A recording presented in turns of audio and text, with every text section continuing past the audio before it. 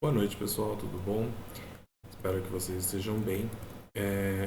Hoje a nossa aula é a segunda aula sobre números complexos e a gente vai trabalhar um pouquinho aqui na ideia de entender o que são esses números complexos e resolver a nossa lista, né? Então, esses números complexos, a gente pensa sempre que ele é um conjunto, a gente usa a letra C para responder ele, e a definição formal desse cara é que ele é o conjunto dos números Z do tipo A mais um BI, né? Sendo que esse A e esse B são dois números que pertencem então aos números reais, né? Essa aqui é a definição formal, mas tá, o que significa essa história toda aqui? Vamos tentar entender um pouquinho melhor como funciona os números complexos. Então vamos pensar o seguinte: a gente lembra lá no ensino fundamental que a gente tinha um conjunto, o primeiro conjunto de números que a gente aprendeu foi o conjunto dos números naturais, né? O conjunto N. É o conjunto dos números positivos sem parte decimal, ou seja, sem vírgula. E aí a gente estende esse conjunto aqui, criando um novo conjunto, um pouquinho maior, né? Vamos entrar nesse quanto maior, que é o conjunto dos números inteiros, tá? O que são os números inteiros? São os números positivos e negativos que não têm parte decimal, não tem vírgula, né? Nem fração. Mas esses números não são suficientes para a gente trabalhar. A gente precisa de um outro grupo de números que são os números com vírgula. E aí a gente acrescenta esses números criando um novo conjunto, que é o conjunto dos números racionais. Esses três conjuntos a gente trabalha bastante, a gente lembra bastante no ensino fundamental. E aí até que aparece um conjunto um pouquinho mais complexo, um pouquinho mais difícil, desculpa, que é o conjunto dos números irracionais, tá? O que são os números irracionais? É aqueles números que eles são infinitos, eles têm casas decimais infinitas, mas que eles não se repetem, então não são dízimas. Exemplos disso são a raiz quadrada de 2, a raiz quadrada de 3, o número π, são números irracionais. Quando a gente tem a junção de de racionais com os irracionais, esse quadradão todo aqui é o que a gente chama de números reais, tá certo? Tudo isso aqui são os nossos números reais. O que a gente está estudando a partir de agora é uma nova classe, um novo conjunto numérico que a gente chama de números complexos. Esses números complexos, então, ela é uma ampliação deste cara aqui, que vai abranger todos os números que a gente conhece, os números reais, mas ele vai colocar mais algumas coisinhas, que é a parte dos imaginários, tá? Então aqui é o nosso conjunto C, que é o conjunto dos imaginários, tá? Que números que estão aqui dentro?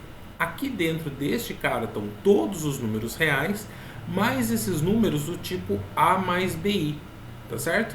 Que é o que a gente viu naquele vídeo do professor explicando pra gente. Então, quando a gente tenta entender o que é esse A mais BI, o que a gente tem que pensar? Que esse A aqui, ele é um número que constitui a parte real do meu número complexo. Já o BI, né, é a minha parte imaginária. O que é essa parte imaginária, tá? Essa parte imaginária,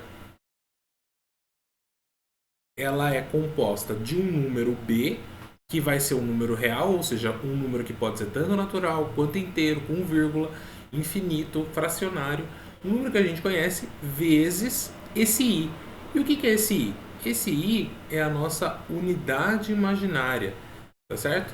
Essa unidade imaginária aqui, que a gente chama, ela foi representada matematicamente como sendo a raiz quadrada do número menos 1. Então, a partir da inserção, na criação dos números complexos, o que acontece? As raízes quadradas, raízes de potência par, que são índice par, que tem números negativos, elas passam a ser possíveis de serem calculadas. Então, a gente falava, né? Ah, quanto é a raiz quadrada de menos 4? A gente falava que não existia. Na verdade, ela existe. A gente só não podia contar para vocês ainda porque vocês não conheciam os números complexos, né? Nos números reais a gente não consegue calculá-la, mas em números complexos a gente consegue calcular isso aqui, tá? Isso aqui basicamente é a ideia geral de números complexos, que foi a aula passada, e aí eu dei para vocês uma lista de exercícios que era para vocês resolverem, e a gente vai discutir ela aqui, então a gente vai resolver ela junto para tirar as possíveis dúvidas que ficaram aí, tá bom? Então, no primeiro exercício, ele já perguntava assim, tá, qual é o valor da raiz de menos 64? Então, se eu tô lá nos números reais, né, se eu tô pensando que eu tô trabalhando com números reais, eu posso simplesmente dizer que a resposta é que não existe raiz quadrada de 64. Porém, nos números complexos, a gente viu lá que eu posso reescrever a raiz quadrada de 64 como sendo a raiz quadrada do número 64 positivo vezes a raiz quadrada do número menos 1. Tá certo? A raiz de 64 a gente sabe que vale 8. E a raiz de menos 1 é a nossa unidade imaginária, que eu chamo de i. Então eu posso dizer que a raiz quadrada de menos 64 é igual a 8i dentro dos números complexos, ou que ela não existe nos números racionais. Reais. A segunda questão era uma questão teórica, que falava o seguinte: os números complexos possuem duas partes, o A e o B, lembra? Como é o nome delas? Então, assim, parte real e parte não real. A gente não usou a palavra não real em lugar nenhum. Tá? Então, tá errada essa alternativa. A letra B, parte complexa e parte imaginária. Parte imaginária a gente falou, mas parte complexa a gente não trabalha com isso. O que é complexo? Complexo são os números, não é a parte. Certo? Parte real e parte imaginária. Opa, essa aqui parece interessante. Né? E aqui de novo aparece a tal da parte complexa que eu sei que está errado. Então a alternativa correta, nesse caso aqui, é a letra C. Ok?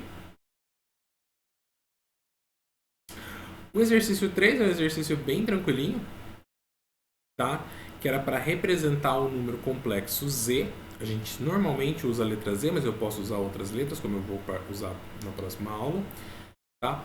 Cuja parte real é menos 2 e a parte imaginária é menos 4. Um exercício muito tranquilo. O que a gente tinha que fazer nesse exercício? Eu vou chamar o número Z. Lembra, se ele é um número complexo, ele é do tipo A mais BI. Tá certo? A, parte real, B, parte imaginária. Então, quem é meu número Z aqui? Meu número Z vai ser parte real menos 2 e a parte imaginária menos 4i.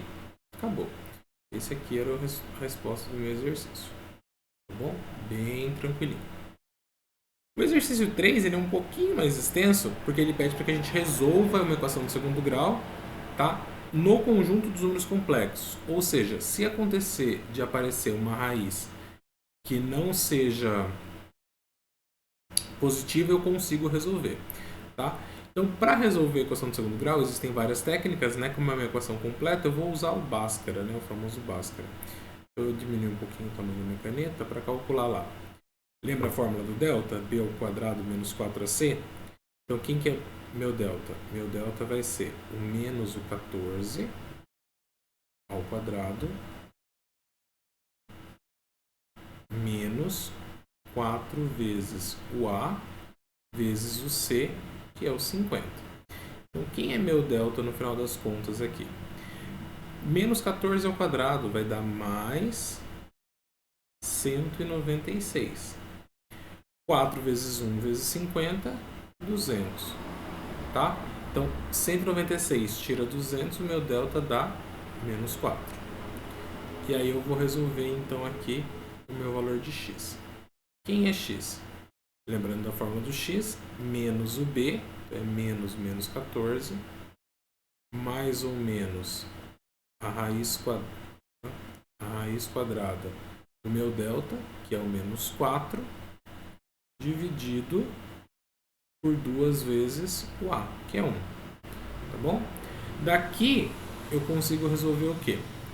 que menos 14 é a mesma coisa que 14 positivo, mais ou menos aqui, mais ou menos a raiz quadrada de menos 4, né? A raiz quadrada de 4 é 2, quando é um número negativo eu preciso da minha unidade imaginária i, dividido por 2 vezes 1, 2. Então eu consigo calcular o que a gente chama lá de x1, x2, x' e x2'. E meu x' é o 14 mais 2i dividido por 2. E meu x2, então, é quem? x2' é o 14 menos o 2i dividido por 2. Tá? A gente pode simplificar essas duas frações de que forma? Dividindo o número de cima com o de baixo. Então, 14 dividido por 2 é 7, mais 2 dividido por 2 é 1. Então, basta que eu escreva aí. E aqui é a mesma coisa. 14 por 2 é 7, menos 2 por 2 é 1. E. Então, o meu conjunto solução dessa equação são os números complexos. 7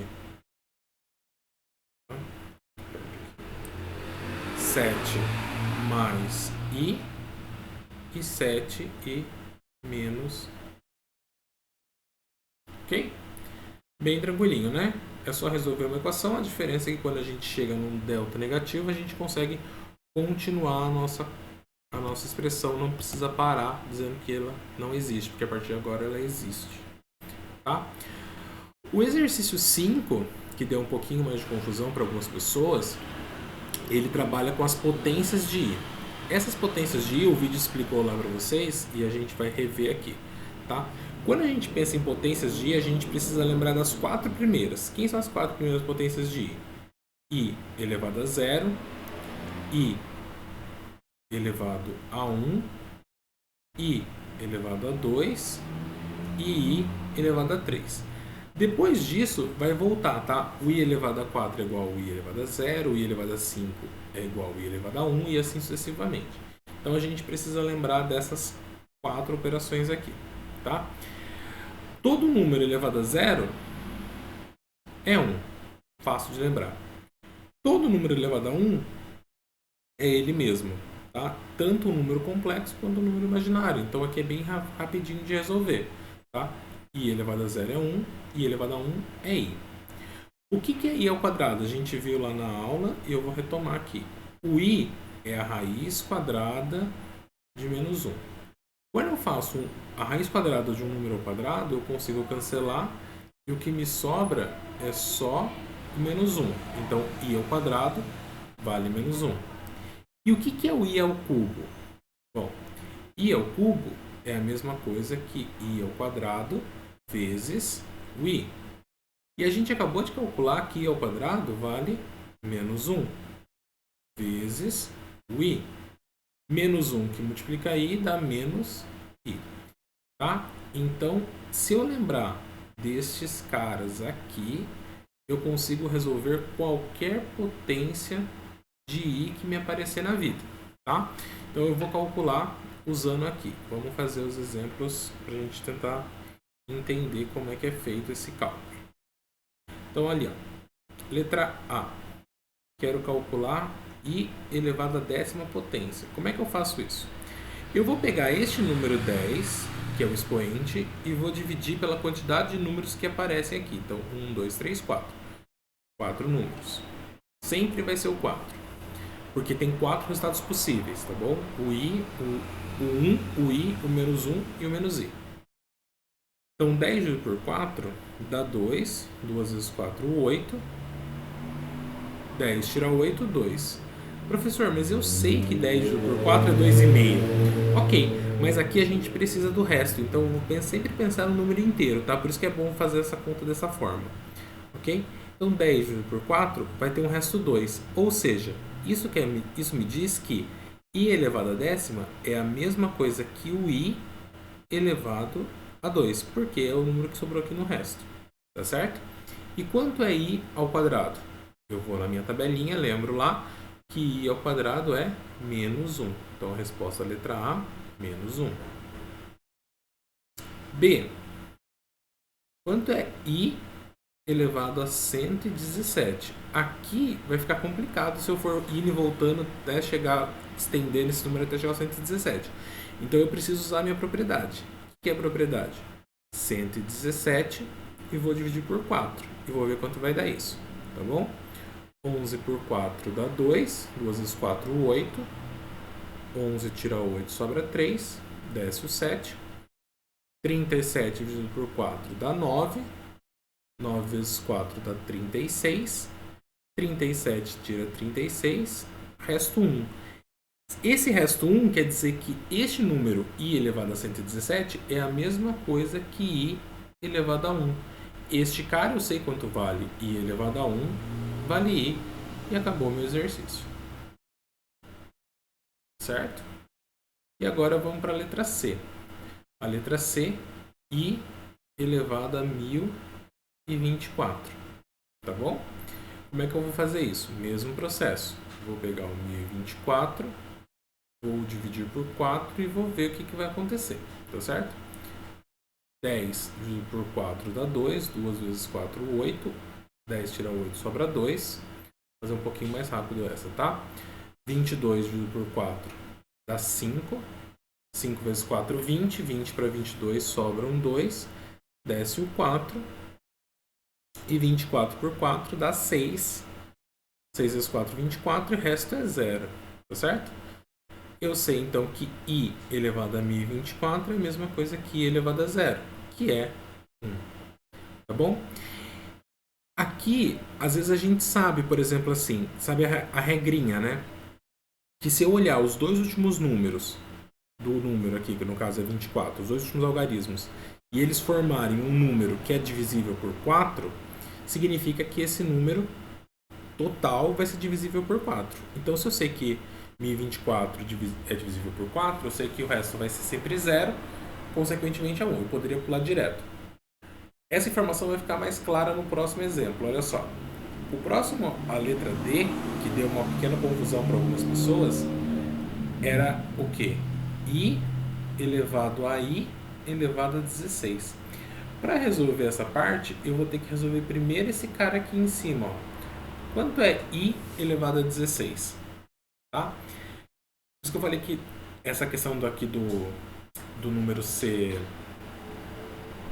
divisível por 4 fica mais fácil, porque eu sei que 16 é divisível por 4, tá? Mas se eu não souber disso, eu posso até fazer a conta. 16 dividido por 4 vai dar 4 e o resto vai ser 0, né? Ou seja, i elevado a 16 é a mesma coisa que i elevado a 0, que é a mesma coisa que 1. Ou seja, esse exercício, na verdade, ele quer saber quanto vale i elevado a 1. E i elevado a 1, eu sei que é... Opa, desculpa. É i. Tá? Essa é a resposta da letra D. Pessoal, espero que tenha dado para entender esses exercícios, tá? Qualquer coisa, eu estou disponível para vocês tirarem dúvida, tá bom? E é só me chamar, ok?